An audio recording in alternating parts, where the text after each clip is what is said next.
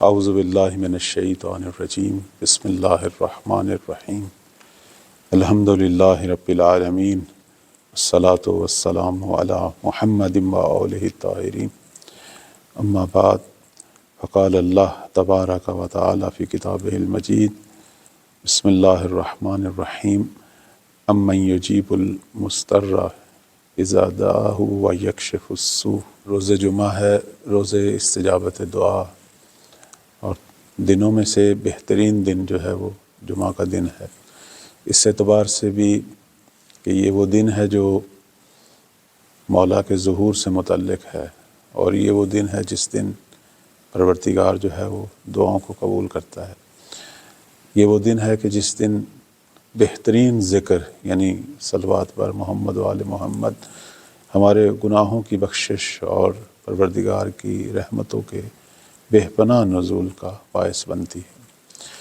جمعے کے دن کو سید الایام اسی اعتبار سے کہا جاتا ہے کہ اللہ تعالیٰ نے ایک دن ایسا رکھا ہے کہ جس دن پروردگار بے پناہ بخشش، بے پناہ رحمتیں، بے پناہ برکات نازل کرتا ہے، تاکہ پورے ہفتے کے اندر ہماری کوتاہیاں، ہمارے گناہ، ہماری خطائیں جو ہیں وہ اللہ نے ایک دن رکھا ہوا ہے۔ ویسے تو انسان ہر لحظے توبہ کر سکتا ہے، لیکن جمعے والے دن کو خصوصیت حاصل ہے۔ یہ جو آیہ مجیدہ آپ کی خدمت میں تلاوت کی، سورہ نمل کی 62 نمبر آیت کا ایک حصہ ہے۔ مشہور یہ آیہ مجیدہ ہے جو معمولاً دعاؤں کی قبولیت کے لیے اس کا ورد ہوتا ہے کہ امن یجیب المضطر، کون ہے جو بے قرار کی، جو مضطر یعنی مجبور ہو چکا ہے، اس کی دعا کو قبول کرتا ہے، اور ویکشف السوء، اور اس پر جو مصیبت ہے، جو پریشانی ہے، اسے دور کرتا ہے۔ یہ آیہ مجیدہ ہم نے جہاں تک تحقیق کی تو اس سے ثابت ہوا کہ یہ آیہ مجیدہ جو ہے یہ بھی آیات مہدویت میں سے۔ قرآن مجید کے اندر بہت ساری آیات ہیں جنہیں ہم آیات مہدویت کہتے ہیں، یہ بھی آیات مہدویت میں سے ہیں، دو وجہ سے، اور یہ دونوں وجہ جو ہیں وہ معصومین علیہ السلام نے نقل فرمائی۔ سب سے پہلی چیز معصوم فرماتے ہیں کہ جب امام مہدی علیہ السلام روز جمعہ، انشاءاللہ اللہ وہ ہمیں جمعہ ہمیں بھی دکھائے کہ جب امام ظہور فرمائیں گے خانہ کعبہ کے پاس، 2 رکعت نماز پڑھیں گے، یعنی اپنے ظہور کے اعلان سے پہلے 2 رکعت نماز پڑھیں گے، پروردگار کی بارگاہ میں دعا کریں گے، اور اس وقت اسی آیہ مجیدہ کی تلاوت کریں گے اور اللہ سے مدد مانگیں گے، چونکہ ایک بہت بڑا عالمی قیام شروع ہونے والا ہے۔ پوری دنیا سے شر کا خاتمہ، شیاطین کا خاتمہ، ظالموں کا خاتمہ، پوری دنیا پر عالمی الہی حکومت کا قیام۔ بالآخر اللہ کی ضرورت ہے، اللہ کی مدد کے بغیر یہ کام۔ تو امام کے انصار تو کم ہوں گے، خالص ترین انصار جو مولا کے اس وقت جمع ہوں گے وہ 313 پوری دنیا سے، اور 10,000 یا 12,000 جوان، یہ بہت تھوڑے ہیں۔ تو اس وقت امام اپنے آپ کو حالت اضطرار میں پائیں گے۔ حالت اضطرار اسے کہتے ہیں کہ جس میں انسان کے لیے دنیاوی وسائل جو ہیں وہ اس کو بچانے والے، اس کی مدد کرنے والے، کوئی بھی دنیا کا کوئی وسیلہ جو ہے اس کے پاس نہ ہو۔ تو کہتے ہیں کہ اس وقت امام اپنے آپ کو مضطر پائیں گے، اور اللہ کی بارگاہ میں اس آیہ مجیدہ کے ذریعے جو ہے وہ اللہ کی بارگاہ میں اپنے ہاتھ اٹھائیں گے اور مدد مانگیں گے کہ امن یجیب المضطر، کہ میں مہدی اس وقت مضطر ہوں، کون ہے جو میری اجابت کرے۔ کہتے ہیں اس وقت پھر ملائکہ کا نزول ہوگا، حضرت جبرائیل آئیں گے۔ اس طرح بعض روایت کہتی ہیں 9,000، بعض روایت کہتی ہیں 5,000 ملائکہ جو ہیں وہ آئیں گے اور امام کی بیعت کریں گے، اور حضرت جبرائیل جو ہیں وہ لوگوں کو بھی جو ہے وہ امام کی مدد کے لیے بلائیں گے۔ تو یہ ملائکہ کی مدد ایک الہی مدد ہوگی، اور دوسری مدد پروردگار امام زمان علیہ السلام کے انصار جو پوری دنیا میں بکھرے ہوئے ہوں گے ان سب کو اکٹھا کرے گا مولا کے پاس۔ کہتے ہیں وہ ہواؤں میں جیسے وہ خزاں کے بادل ہوتے ہیں اس طریقے سے جمع ہوں گے، یعنی جیسے آپ دیکھتے ہیں نہیں خزاں کے بادل، چھوٹی چھوٹی بدلیاں ہوتی ہیں، ٹکڑے ٹکڑے بڑی سرعت کے ساتھ حرکت میں ہوتے ہیں، تو یہ پوری دنیا سے جو ہیں وہ آئیں گے۔ بعض ہواؤں میں پرواز کرتے ہوئے، اور بعض اپنے بستروں سے غائب ہو جائیں گے، اور صبح روز جمعہ کی صبح جو ہے وہ مولا کے پاس ہوں گے۔ اب یہ ٹیکنالوجی ہے، علم ہے، معجزہ ہے، معلوم نہیں، لیکن ظاہراً لگتا ہے کہ اس زمانے کی بے پناہ علمی ترقی ہے۔ تو اب یہاں جو ہے وہ مولا اپنا کام شروع کریں گے اللہ کی مدد کے ساتھ۔ ایک تو یہ تفسیر ہے، ایک اور تفسیر جو میں نے غیبت نعمانی میں ظاہراً 20ویں باب میں دیکھی، وہ حدیث وہ یہ ہے کہ اس آیہ کی تفسیر حقیقت میں عصر ظہور ہے۔ آج ہم مضطر ہوتے ہیں، پریشان ہوتے ہیں، تو دعائیں کرتے ہیں، بسا اوقات دعائیں قبول ہوتی ہیں اور بسا اوقات دعائیں قبول، بہت سارے لوگ ہیں جو فریاد کر رہے ہیں، لیکن کسی کسی کی فریاد رسی ہوتی ہے نا۔ اب یہ اللہ کا نظام ہے، بعض دفعہ گناہوں کی سزا مل رہی ہوتی ہے، بعض دفعہ آزمائش ہوتی ہے، لیکن عصر ظہور چونکہ نیک لوگوں کا دور ہے نا، وہاں اب وہ گناہ یا وہ آزمائشیں جو ہیں ظاہراً وہ والی نہیں ہیں۔ تو کہتے ہیں اس زمانے میں اگر کوئی مشکل میں پھنسے گا اور وہ اللہ کی بارگاہ میں دعا کرے گا تو اس وقت ولی خدا کی حکومت ہوگی۔ تو امام زمان علیہ السلام کے دور میں اس دعا کی تعویل تفسیر جو ہے وہ واضح ہوگی، یعنی پوری دنیا میں کوئی بھی پکارے گا ولی خدا اس کی مدد کو پہنچے گا۔ امن یجیب المضطر اذا دعا و یکشف السوء، اس کی حقیقت جو ہے وہ عصر ظہور میں سامنے آئے گی۔ شرق و غرب میں کوئی بھی پکارے، کوئی مرد ہو، عورت ہو، کوئی راہ میں بھٹک گیا ہے، یا کسی پر کوئی ظلم ہو رہا ہے، یا کسی کو کوئی مشکل پیش آ رہی ہے، جب بھی کوئی کسی پر حالت اضطرار طاری ہوگی اور جب بھی وہ پکارے گا اس وقت مدد خدا پہنچے گی، یعنی امام زمان علیہ السلام کی وہ الہی حکومت جس میں پوری دنیا کو انصاف مل رہا ہے، پوری دنیا کو ان کے حقوق مل رہے ہیں، پوری دنیا سے ظلم ختم ہو رہا ہے، پوری دنیا سے شر ختم ہو رہا ہے۔ اس وقت دنیا میں کوئی درماندہ، کوئی جو ہے بے قرار، کوئی بھی مشکل میں پھنسا ہوا شخص باقی نہیں رہے گا۔ ہر ایک کی اجابت ہوگی، ہر ایک کی جو ہے وہ فریاد رسی ہوگی، ہر ایک پکارنے والے کے لیے جو ہے وہ مشکل کشا کا فرزند، یعنی فرزند زہرا امام مہدی علیہ السلام جو اس وقت ولی خدا ہیں، خلیفہ خدا ہیں، وہ جو ہیں وہ لوگوں کی مدد کو پہنچیں گے۔ اس لیے کہتے ہیں کہ یہ آیہ مجیدہ بھی آیت مہدویت ہے، چونکہ اس کی اصلی تصویر جو ہے وہ زمانہ ظہور میں ہے کہ پھر ہر مدد کے طالب کو مدد جو ہے وہ ملے گی۔ اس وقت بھی امام زمان علیہ السلام بعنوان ولی خدا زمانہ غیبت میں بھی موجود ہیں، اور بہت سارے لوگ توسل کرتے ہیں، بہت سارے لوگ اپنی مشکلات کے لیے پکارتے ہیں، امام مدد کرتے ہیں، کیوں نہیں کرتے۔ ہاں ایک چیز جو زمانہ غیبت اور زمانہ ظہور میں ہے وہ یہ ہے کہ زمانہ غیبت آزمائشوں کا دور ہے۔ اس میں بسا اوقات جو ہے وہ ہماری اپنی آزمائش چونکہ مقصود ہوتی ہے، ہمیں بہت سارا مسائل کا سامنا جو ہے وہ اس لیے کرنا پڑتا ہے تاکہ اس سے ہم تربیت لیں اور چھوٹے چھوٹے مسئلوں میں پختہ ہوں، استقامت پیدا کریں، صبر پیدا کریں، تاکہ کل بڑے بڑے مسئلوں کا مقابلہ کریں۔ لیکن یہاں بھی ایسا ہی ہے کہ اگر کوئی حالت اضطرار میں اپنے آپ کو پائے تو امام زمان سے جو ہے وہ مدد مانگ سکتا ہے، اور امام مدد فرماتے ہیں۔ پوری تاریخ ہماری بھری پڑی ہے، ہزاروں لاکھوں مومنین، علماء، صالحین، حتیٰ عام لوگ کہ جنہوں نے مدد مانگی اور مولا کی مدد جو ہے وہ پہنچی۔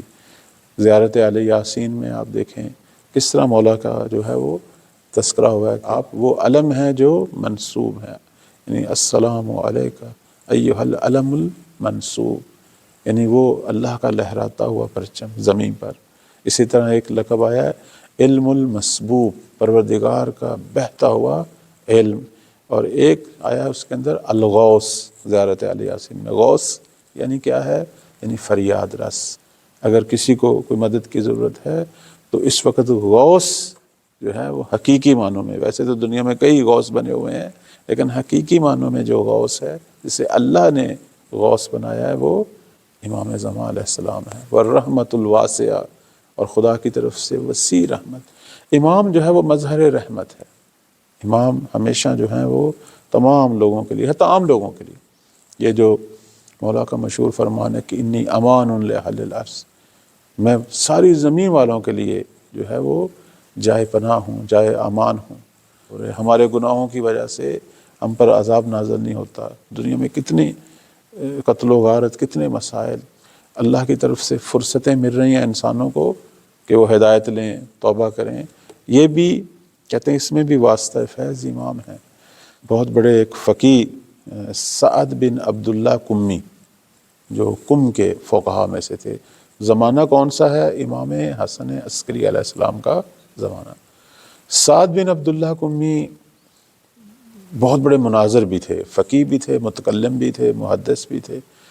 انہوں نے اپنے دور میں مختلف جگہوں پہ سفر کرتے تھے، مناظرے کرتے تھے۔ ان کا مناظرہ ایک ناصبی سے ہوا، اور ناصبی کون ہے؟ کہ جن کے دلوں میں بغض اہل بیت ہے، بظاہر مسلمان ہیں۔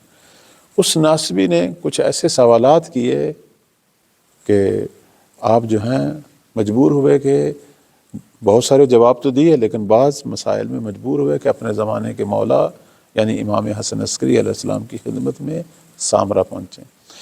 کہتے ہیں کہ یہ سامرا کی طرف چلے تو راستے میں احمد ابن اسحاق قمی، جو امام عسکری علیہ السلام کے وکیل تھے، یہاں قم میں ان کے ہمراہ ہوئے، اور دونوں شخصیات جو ہیں وہ سامرا پہنچیں۔ اب جب یہ سامرا پہنچے تو یہ واقعہ جو ہے شیخ صدوق علیہ رحمہ نے کتاب کمال الدین میں جو ہے وہ نقل کیا۔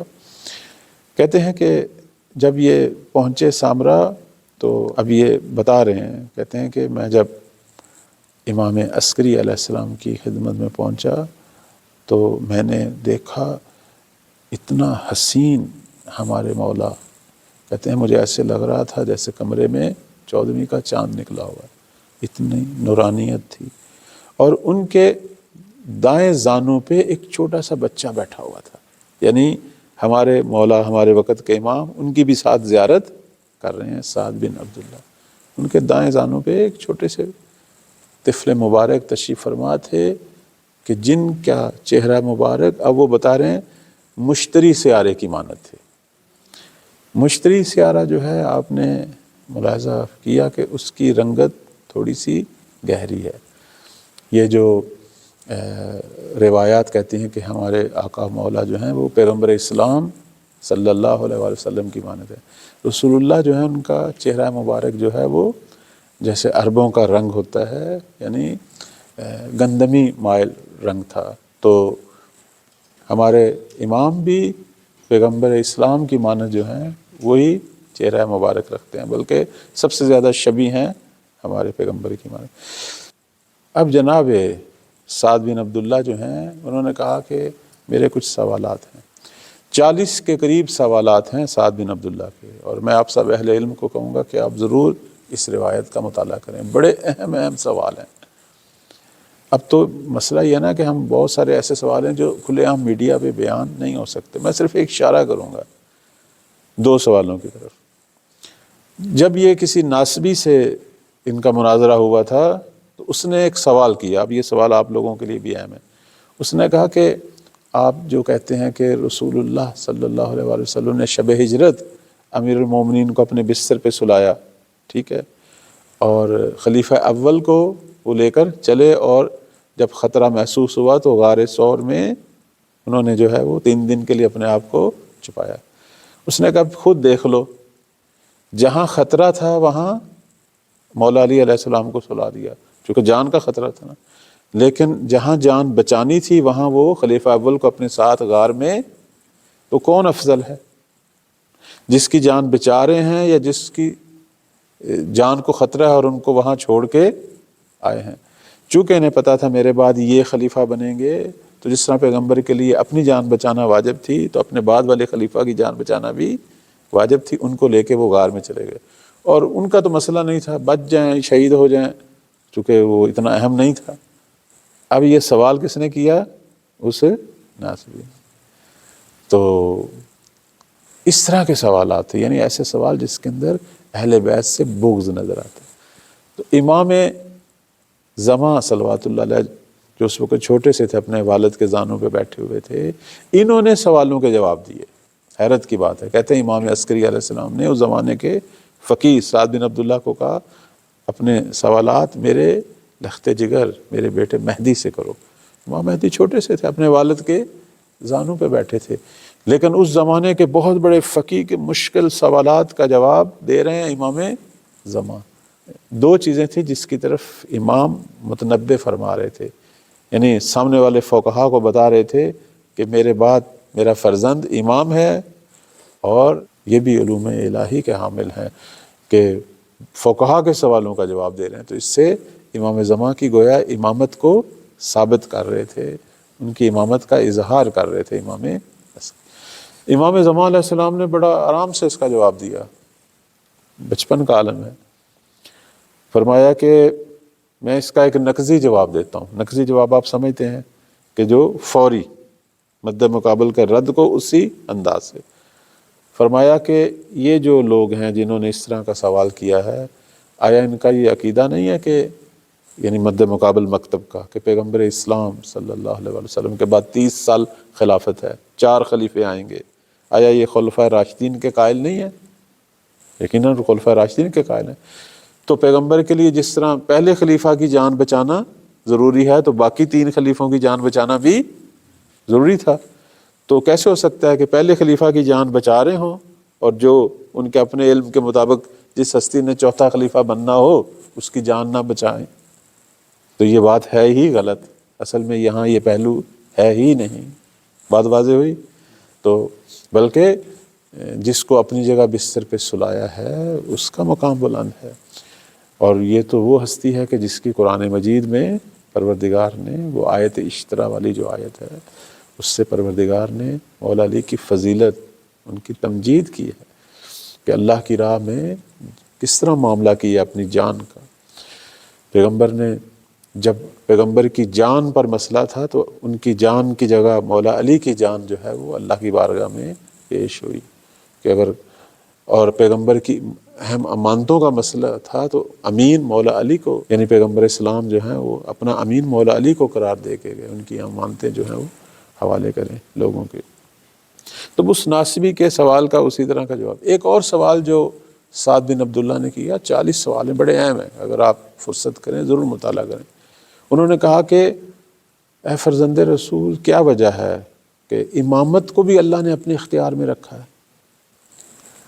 چلو نبوت تو اللہ کے اختیار میں ہے، یعنی اب ہمیں امام بنانے کا بھی اختیار نہیں، اللہ ہمارے لیے امام بنائے۔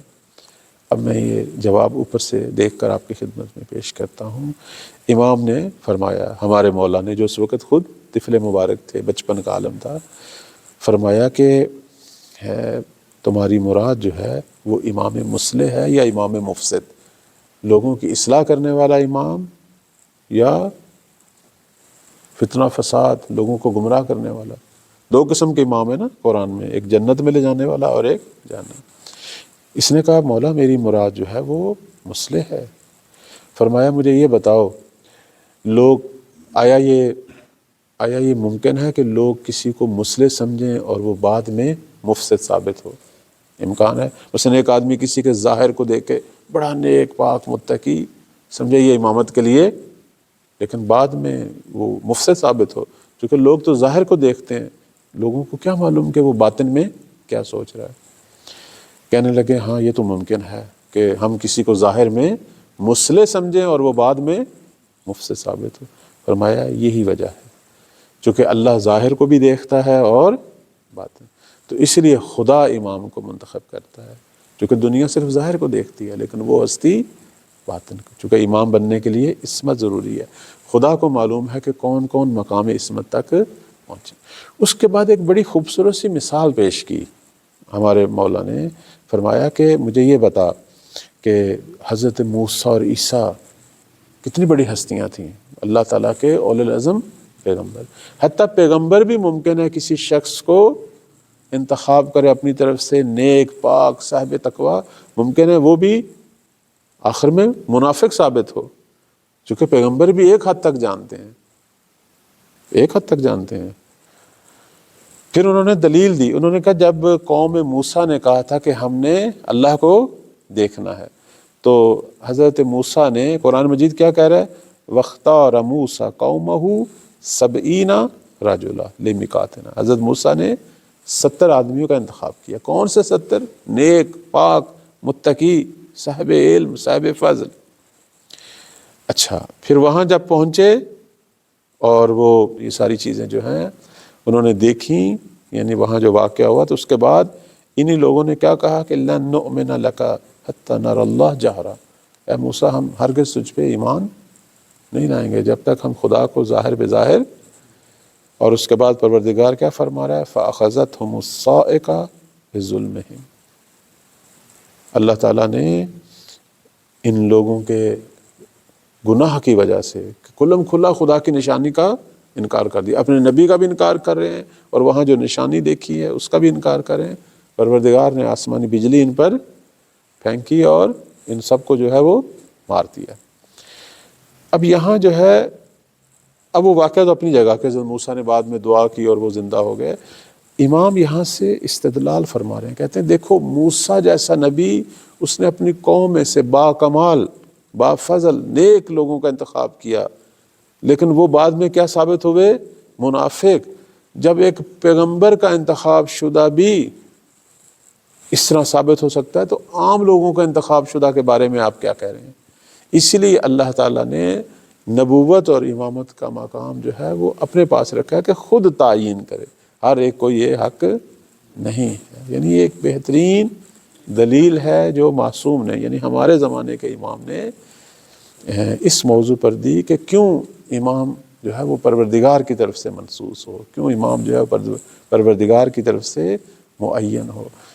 ہمارے مولا صلوات اللہ علیہ کے بے پناہ جو ہے اس طرح کے واقعات ہیں کہ جس کے اندر مولا لوگوں کے سوالوں کا جواب دیتے ہیں۔ خود امام زمان کی کرامات، بہت سارے ایسے موضوعات ہیں جو مہدویت سے منسلک ہیں لیکن لوگ نہیں جانتے، اور یہ ہمارا فریضہ ہے کہ ہم مطالعہ کریں اور ان حقائق کو آگے لوگوں تک بیان کریں، بالخصوص وہ چیزیں جو اپنے زمانے کے مولا کے بارے میں ہیں۔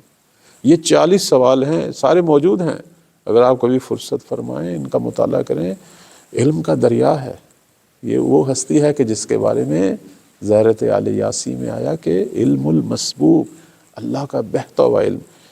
اللہ نے ہر حجت کو علم عطا کیا لیکن امام زمان کو بے پناہ علم، اور ہماری بعض روایات کہتی ہیں کہ اللہ کے سارے علوم کے وارث امام مہدی علیہ السلام ہیں، یعنی جو علوم اللہ نے بشر کو عنایت کرنے ہیں وہ سارے امام مہدی علیہ السلام کو ملیں گے، اور ان کے ذریعے آگے لوگوں کو۔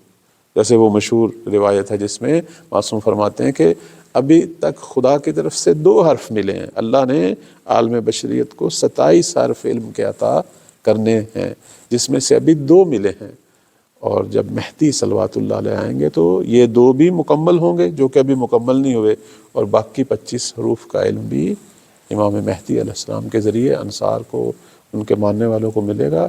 اس لیے پوری دنیا پر یہ حکومت چھائے گی، اس لیے پوری دنیا پر غلبہ پیدا کرے گی، اس لیے عصر ظہور اتنا عظیم ہے، اتنا پرسعادت ہے کہ جب کوئی پریشانی نہیں ہے، کوئی بیماری نہیں ہے، کوئی اقتصادی مسائل نہیں ہے، کسی قسم کا کوئی خوف نہیں ہے، آخر اس حکومت پر ایسی ہستیاں حاکم ہیں، اور بالخصوص امام زمان کہ جو اللہ کے تمام علوم کے وارث ہیں اور لوگوں کے تمام مسائل اس زمانے میں حل ہوں گے۔